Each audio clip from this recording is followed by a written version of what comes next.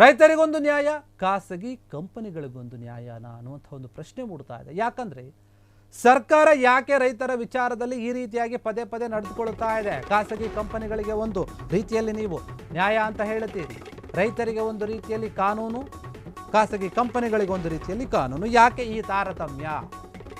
ರೈತರನ್ನು ಅವಲಂಬಿಸಿದ ಒಂದು ಸರ್ಕಾರ ಯಾಕೆ ಈ ರೀತಿಯಾದಂತಹ ತಾರತಮ್ಯ ಮಾಡ್ತಾ ಇದೆ? ಕೊಡಗು, ಚಾಮರಾಜನಗರ ಜಿಲ್ಲೆಗಳ ಒಂದು 12 ಕಂಪನಿಗಳಿಗೆ ಈಗ ಶುರುವಾಗಿದೆ ಆತಂಕ.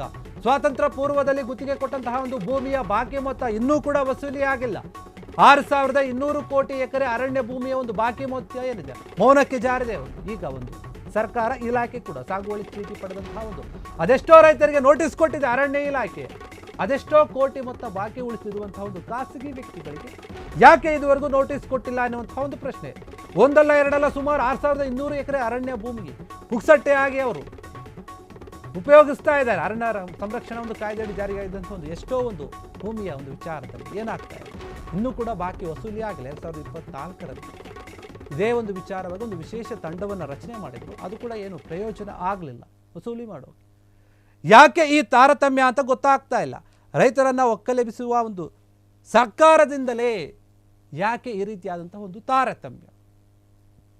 ನೋಡಿ, ಖಾಸಗಿ ಕಂಪನಿಗಳು ಏನಿದೆ ಸರ್ಕಾರದ ಒಂದು ಭೂಮಿಗಳನ್ನು ಉಪಯೋಗ ಮಾಡಿಕೊಳ್ತಾ ಇವೆ. ಕೊಡಗು ಮತ್ತು ಚಾಮರಾಜನಗರದ ಒಂದು ಜಿಲ್ಲೆಗಳ 12 ಕಂಪನಿಗಳು ಏನಿದೆ ಇನ್ನೂ ಕೂಡ ಬಾಕಿ ಒಂದು ಅಮೌಂಟನ್ನು ಕೊಟ್ಟಿಲ್ಲ. ಅದು ಯಾವಾಗಿಂದ ಸ್ವತಂತ್ರ ಸಿಗೋದಕ್ಕಿಂತ ಅಂತೂ ಮುಂಚೆ ಕೆಲವೊಂದು ಒಪ್ಪಂದ ಆಗಿತ್ತು. ಆ ಒಪ್ಪಂದದ ಪ್ರಕಾರ ಸಾಕಷ್ಟು ದುಡ್ಡನ್ನು ಬಾಕಿ ಉಳಿಸ್ಕೊಂಡಿದೆ. 6200 ಕೋಟಿ ಅರಣ್ಯ ಭೂಮಿ ಏನಿದೆ ಅದನ್ನು ಉಪಯೋಗ ಮಾಡಿಕೊಳ್ತಾ ಇದ್ದಾರೆ. ಆದರೂ ಕೂಡ ಈ ಒಂದು ವಿಚಾರವಾಗಿ ಏನೂ ಕೂಡ ನೋಟಿಸ್ ಕೊಟ್ಟಿಲ್ಲ. ಯಾಕಂದರೆ ಚಿಕ್ಕ ಚಿಕ್ಕ ರೈತರಿಗೆ ಸಾಗುವಳಿ ಚೀಟಿಯನ್ನು ಪಡೆದು ಯಾರು ಭೂಮಿಯನ್ನು ಉಪಯೋಗಿಸ್ತಾ ಇರ್ತಾರೆ, ವ್ಯವಸಾಯವನ್ನು ಮಾಡ್ತಾ ಇರ್ತಾರೆ, ಅಂಥವರಿಗೆ ನೋಟಿಸ್ ಕೊಟ್ಟಿದೆ ಸರ್ಕಾರ ಮತ್ತು ಅರಣ್ಯ ಇಲಾಖೆ. ಆದರೆ ಇಂತಹ ದೊಡ್ಡ ದೊಡ್ಡ ಕಂಪನಿಗಳಿಗೆ ನೂರಾರು ಕೋಟಿ ರೂಪಾಯಿ ಒಂದು ಹಣವನ್ನು ಬಾಕಿ ಉಳಿಸ್ಕೊಂಡಿರುವಂತಹ ಒಂದು ಕಂಪನಿಗಳಿಗೆ ಯಾಕೆ ಇನ್ನೂ ನೋಟಿಸ್ ಕೊಟ್ಟಿಲ್ಲ? ಯಾಕೆ ಈ ತಾರತಮ್ಯ? ಖಾಸಗಿ ಕಂಪನಿಗಳಿಗೆ 6200 ಎಕರೆ ಒಂದು ಅರಣ್ಯ ಭೂಮಿಯನ್ನು ಗುತ್ತಿಗೆ ಕೊಡಲಾಗಿದೆ. ಇಷ್ಟು ದೊಡ್ಡ ಮಟ್ಟದ ಭೂಮಿಯನ್ನು ಕೊಟ್ಟಿದ್ದಾರೆ, ಆ ಭೂಮಿಯನ್ನು ಉಪಯೋಗಿಸ್ಕೊಳ್ತಾ ಇದ್ದಾರೆ. ಆದರೂ ಕೂಡ ಸರಿಯಾದ ರೀತಿಯಲ್ಲಿ ಅದಕ್ಕೆ ಏನು ಒಪ್ಪಂದ ಮಾಡ್ಕೊಂಡಿದ್ದು, ಗುತ್ತಿಗೆಯನ್ನು ತೆಗೆದುಕೊಂಡಿದ್ದು, ಆ ದುಡ್ಡು ಕೊಡಬೇಕಲ್ಲ, ಅದಕ್ಕೆ ಸರ್ಕಾರಕ್ಕೆ ಕೊಟ್ಟಿಲ್ಲ. ಕಟ್ಟಿಲ್ಲ ಅಂದ್ರೂ ಕೂಡ ಸುಮ್ಮನೆ ಇದ್ದಾರೆ, ಅವರಿಗೆ ನೋಟಿಸ್ ಕೂಡ ಕೊಟ್ಟಿಲ್ಲ. ಯಾಕೆ ಅಂತ ಗೊತ್ತಾಗ್ತಾ ಇಲ್ಲ ಸರ್. ಆದರೆ ರೈತರು ಏನಾದರೂ ತಪ್ಪು ಮಾಡಿದ್ರು, ಒಂದು ಸ್ವಲ್ಪ ಸಾಲ ತಗೊಂಡ್ರು ಬ್ಯಾಂಕ್ನಲ್ಲಿ ಅಥವಾ ಇನ್ನೊಂದು ಮತ್ತೊಂದು ಮಾಡಿದ್ರೆ ಅದಕ್ಕೆ ಮಾತ್ರ ಡೈರೆಕ್ಟಾಗಿ ನೋಟಿಸ್ ಕಳಿಸ್ತೀರ. ಯಾಕೆ? ಅವ್ರಿಗೆ ಕಾನೂನು ಗೊತ್ತಿಲ್ಲ, ಹೆದರ್ಕೊಂಡ್ಬಿಡ್ತಾರೆ, ಕಟ್ಟಿಬಿಡ್ತಾರೆ ಅಂತ. ಮತ್ತು ನೋಡಿ, ಈ ಒಂದು ಕರಾವಳಿ ಭಾಗದಲ್ಲಿ ಏನಾಗ್ತಾ ಇದೆ ಅಂತಂದರೆ ಗುಡ್ಡಗಾಡು ಪ್ರದೇಶ ಜಾಸ್ತಿ ಇರೋದ್ರಿಂದ ಅಲ್ಲಿ ಕೆಲವೊಂದು ಭೂಮಿಯನ್ನು ಅವರು ಸಾಗುವಳಿ ಚೀಟಿಯ ಒಂದು ಪಡೆದುಕೊಂಡು ಉಪಯೋಗ ಮಾಡ್ಕೊಳ್ತಾ ಇರ್ತಾರೆ, ವ್ಯವಸಾಯ ಮಾಡ್ತಾ ಇರ್ತಾರೆ. ಅಂಥವರಿಗೆ ನೋಟಿಸ್ ಕೊಟ್ಟಿದ್ದಾರೆ, ಸಣ್ಣ ಸಣ್ಣ ರೈತರಿಗೆ. ಆದರೆ ದೊಡ್ಡ ದೊಡ್ಡ ಕಂಪನಿಗಳಿಗೆ ಯಾಕೆ ಈ ತಾರತಮ್ಯ? ನೋಡಿ, ರಾಜ್ಯದಲ್ಲಿ ರಬ್ಬರ್ ಟೀ ಕಾಫಿ ಎಸ್ಟೇಟ್ಗಳ ಒಂದು ನಿರ್ಮಾಣಕ್ಕಾಗಿ ಸ್ವಾತಂತ್ರ್ಯ ಪೂರ್ವದಲ್ಲಿ ಸಾವಿರಾರು ಎಕರೆಯನ್ನು ಅರಣ್ಯ ಭೂಮಿಯನ್ನು ಗುತ್ತಿಗೆ ಪಡೆದುಕೊಂಡಿರುತ್ತೆ ಈ ಖಾಸಗಿ ಕಂಪನಿಗಳು. ಕೋಟಿ ಕೋಟಿ ಹಣವನ್ನು ಬಾಕಿ ಉಳಿಸ್ಕೊಂಡಿವೆ, ಇಲ್ಲಿವರೆಗೂ ಕೂಡ ವಸೂಲಿ ಮಾಡ್ತಾ ಇಲ್ಲ ಸರ್ಕಾರ. ಯಾಕೆ ಅಂತ ಗೊತ್ತಾಗ್ತಿಲ್ಲ. ಒಂದು ರೀತಿಯಲ್ಲಿ ಜಾಣ ಒಂದು ಮರವಿಕೆಗೆ ಮೊರೆ ಹೋಗಿಬಿಟ್ರ, ಜಾಣ ಒಂದು ಕುರುಡು ನೀತಿಯನ್ನು ಅನುಸರಿಸ್ತಾ ಇದ್ದಾರೆ ಅಂತ ಗೊತ್ತಿಲ್ಲ.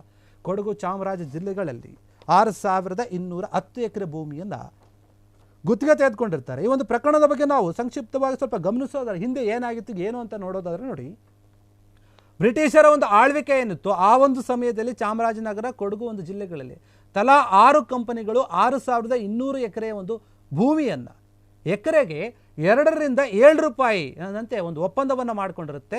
ಆ ಒಪ್ಪಂದ ಎಷ್ಟು ವರ್ಷದವರೆಗೆ ಅಂತಂದರೆ 999 ವರ್ಷಗಳವರೆಗೆ ನಮಗೆ ಗುತ್ತಿಗೆ ಬೇಕು ಅಂತ ಪಡೆದುಕೊಂಡಿರ್ತಾರೆ. ಆದರೆ ಇದೇನಾಗುತ್ತೆ, ಈ ಎಲ್ಲ ಕಂಪನಿಗಳ ಒಂದು ಗುತ್ತಿಗೆ ಅವಧಿ ಸ್ವತಂತ್ರ ಬಂದ ಮೇಲೆ ಅದಾದ ನಂತರ ಏನಾಗುತ್ತೆ, ಅರಣ್ಯ ಸಂರಕ್ಷಣಾ ಒಂದು ಕಾಯ್ದೆ ಜಾರಿಗೆ ಮೊದಲು ಏನಾಗುತ್ತೆ, ನವೀಕರಣ ಆಗಿಬಿಡುತ್ತೆ. ಅದಾದ ನಂತರ ಗುತ್ತಿಗೆ ಒಂದು ಅವಧಿ ಏನಿರುತ್ತೆ ಅದು 999 ವರ್ಷಕ್ಕೆ ನಾವು ಕೊಡೋಕೆ ಬರೋದಿಲ್ಲ.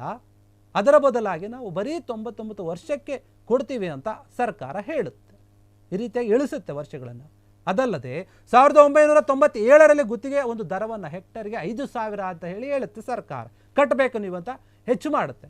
ಇದಾದ ನಂತರ ಇವೆಲ್ಲ ಏನು ವ್ಯತ್ಯಾಸಗಳು ಆಯಿತು ಅದನ್ನೆಲ್ಲ ಪ್ರಶ್ನೆ ಮಾಡ್ತವೆ ಖಾಸಗಿ ಕಂಪನಿಗಳು. ಗುತ್ತಿಗೆದಾರರ ಒಂದು ಕಂಪನಿಗಳು ಏನಿರುತ್ತೆ, ಗುತ್ತಿಗೆ ಒಂದು ಅವಧಿಯನ್ನು ಕಡಿಮೆ ಮಾಡಿದ್ದು 99 ವರ್ಷಕ್ಕೆ ಇಳಿಸಿದ್ದು, ಮತ್ತು ಗುತ್ತಿಗೆ ಒಂದು ದರ ಏನಿದೆ ಕಟ್ಟೋದನ್ನು ಅದನ್ನು ಹೆಚ್ಚು ಮಾಡಿದ್ದು 5000ಕ್ಕೆ ಏರಿಸ್ತು.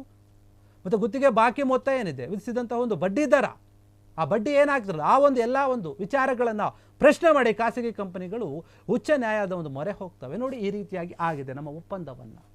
ಇವರು ಬದಲಾಯಿಸಿದ್ದಾರೆ ಅನ್ನುವಂಥ ರೀತಿಯಲ್ಲಿ ಕೋರ್ಟ್ನ ಮೊರೆ ಹೋಗ್ತವೆ ಖಾಸಗಿ ಕಂಪನಿಗಳು. ಹೀಗಾಗಿ ಈ ಒಂದು ವಿಚಾರವಾಗಿ ಏನಾಗ್ತಾ ಇದೆ ಅಂತ ನೋಡಿ, ಕೆಲ ಕಂಪ್ನಿಗಳು 2015ರಿಂದ ಗುತ್ತಿಗೆ ಪಡೆದಂಥ ಒಂದು ಬಾಕಿ ಹಣ ಏನಿದೆ ಇನ್ನೂ ಕೂಡ ಸರಿಯಾಗಿ ಕಟ್ಟಿಲ್ಲ. ಇನ್ನು ಕೆಲ ಕಂಪ್ನಿಗಳು 2022ರಿಂದ ಬಾಕಿ ಉಳಿಸ್ಕೊಂಡಿದೆ. ಇನ್ನು ಬೇರೆ 3 ಕಂಪನಿಗಳು 99 ವರ್ಷದ ಒಂದು ಗುತ್ತಿಗೆ ಅವಧಿ ಏನಿದೆ ಅದು ಮುಗಿದು ಹೋಗಿದೆ. ಮುಗಿದ್ರೂ ಕೂಡ ಯಾವುದೇ ರೀತಿಯಾಗಿ ಒಂದು ಸರಿಯಾದ ದುಡ್ಡನ್ನು ಕೊಟ್ಟಿಲ್ಲ. ಬ್ಯಾಂಕ್ಗಳು ಬೇರೆ ಒಂದು ವಿಚಾರದಲ್ಲಿ ನೋಟಿಸ್ಗಳು ಕೊಡುತ್ತೆ, ಬಡ ರೈತರಿಗೆ ನೋಟಿಸ್ಗಳನ್ನು ಕಳಿಸ್ತಾರೆ. ಆದರೆ ಈ ರೀತಿಯಾಗಿ 100 ಕೋಟಿ ಒಂದು ಹಣವನ್ನು ಬಾಕಿ ಉಳಿಸ್ಕೊಂಡಿರೋಂಥ ಹಣವನ್ನು ಕಟ್ಟಿಲ್ಲದೆ ಇದ್ದರೂ ಕೂಡ ಯಾಕೆ ಖಾಸಗಿ ಕಂಪನಿಗಳ ಒಂದು ವಿಚಾರದಲ್ಲಿ ಸರ್ಕಾರ ಈ ರೀತಿಯಾದಂತಹ ಒಂದು ಮೌನವನ್ನು ತಾಳ್ತಾ ಇದೆ? ಅರಣ್ಯ ಸಚಿವ ಆಗಿರುವಂಥ ಈಶ್ವರ್ ಖಂಡ್ರೆ ಅವರೇನು ಆ್ಯಕ್ಷನ್ ತಗೊಳ್ತಾ ಇದ್ದಾರೆ ಇದ್ರ ಬಗ್ಗೆ ಗೊತ್ತಿಲ್ಲ. ಹಿಂದೇನೆ ಒಂದು ವಿಶೇಷ ತಂಡವನ್ನು ರಚಿಸಿದ್ರು ಕೂಡ ಯಾವುದೇ ಒಂದು ಪ್ರಯೋಜನ ಕೂಡ ಆಗಿಲ್ಲ. ಈ ಒಂದು ವಿಚಾರವಾಗಿ 2024ರಲ್ಲಿ ಒಂದು ಪಡೆ ರಚನೆ ಆಗಿರುತ್ತೆ, ಅದು ಕೂಡ ಏನು ಕೆಲಸ ಮಾಡಲಿಲ್ಲ. ಹೀಗಾಗಿ ಖಾಸಗಿ ಕಂಪನಿಗಳು ಇನ್ನೂ ಕೂಡ ಸುಮ್ಮನೆ ಪುಕ್ಸಟ್ಟೆಯಾಗಿ ಆ ಒಂದು ಸ್ಥಳಗಳನ್ನು ಬಳಸ್ಕೊಳ್ತಾ ಇವೆ. 6,000 ಚಿಲ್ಲರೆ ಎಕರೆ ಒಂದು ಭೂಮಿಯನ್ನು ಒಂದು ಗುತ್ತಿಗೆ ತೆಗೆದುಕೊಂಡು ಯಾವುದೇ ರೀತಿಯ ಒಂದು ಹಣವನ್ನು ಕಟ್ಟದೆ ಉಪಯೋಗ ಮಾಡಿಕೊಳ್ತಾ ಇದ್ದರೆ ಸರ್ಕಾರ ಇನ್ನೂ ಸುಮ್ಮನೆ ಇದೆ. ಆದರೆ ಆ ಭಾಗದಲ್ಲಿರುವಂತಹ ಒಂದು ರೈತರಿಗೆ ಮಾತ್ರ ಮೇಲಿಂದ ಮೇಲೆ ನೋಟಿಸ್ ಕಳಿಸ್ತಾ ಇದ್ದಾರೆ. ಸಾಗುವಳಿ ಚೀಟಿಯನ್ನು ತೆಗೆದುಕೊಂಡು ಯಾರು ಭೂಮಿಯನ್ನು ಉಪಯೋಗ ಮಾಡ್ಕೊಳ್ತಾ ಇದ್ದಾರೆ, ರೈತರು ಬೆಳೆಗಳನ್ನು ಬೆಳೀತಾ ಇದ್ದಾರೆ, ಅವರ ಜೀವನವನ್ನು ನಡೆಸ್ತಾ ಇದ್ದಾರೆ, ಅಂಥ ರೈತರ ಮೇಲೆ ಸರ್ಕಾರ ದೌರ್ಜನ್ಯ ಮಾಡ್ತಾ ಇದೆ. ಆದರೆ ಈ ಒಂದು ಖಾಸಗಿ ಕಂಪನಿಗಳಿಗೆ ಯಾಕೆ ಈ ರೀತಿಯಾದಂಥ ಒಂದು ಲೂಸ್ ಬಿಡ್ತಾ ಇದ್ದಾರೆ? ಯಾಕೆ ಇವ್ರಿಗೆ ಕಾನೂನು ಅಪ್ಲೈ ಆಗಲ್ವಾ? ಅಥವಾ ಸರ್ಕಾರ ಸುಮ್ಮನೆ ಇದೆಯಾ? ಅವರಿಂದ ಏನಾದರೂ ಬೇರೆ ರೀತಿಯಲ್ಲಿ ಒಂದು ರೀತಿಯಲ್ಲಿ ಉಪಯೋಗ ಮಾಡ್ಕೊಳ್ತಾ ಇದ್ದಾರೆ ಅಂತ ಗೊತ್ತಿಲ್ಲ. ಹೀಗಾಗಿ ಸರ್ಕಾರ ಈ ರೀತಿಯಾಗಿ ರೈತರ ಮತ್ತು ಖಾಸಗಿ ಕಂಪನಿಗಳ ಮಧ್ಯೆ ನಡೀತಿರುವಂಥ ಒಂದು ತಾರತಮ್ಯ ಏನಿದೆ ನಿಜಕ್ಕೂ ಕೂಡ ಅದಕ್ಕೆ ಒಂದು ನ್ಯಾಯ ಸಿಗಬೇಕು ಅಂತ ಅಲ್ಲಿನ ರೈತರು ಕೂಡ ಮಾತನಾಡ್ತಾ ಇದ್ದಾರೆ. ಕ್ಷಣ ಕ್ಷಣದ ಸುದ್ದಿಗಳಿಗಾಗಿ ಫ್ರೀಡಂ ಟಿವಿ ಸಬ್ಸ್ಕ್ರೈಬ್ ಮಾಡಿ, ಲೈಕ್ ಮಾಡಿ ಹಾಗೂ ಫಾಲೋ ಮಾಡಿ. ಹೊಸ ಸುದ್ದಿಗಳ ನೋಟಿಫಿಕೇಶನ್ಗಾಗಿ ಬೆಲ್ ಐಕಾನ್ ಮೇಲೆ ಕ್ಲಿಕ್ ಮಾಡಿ.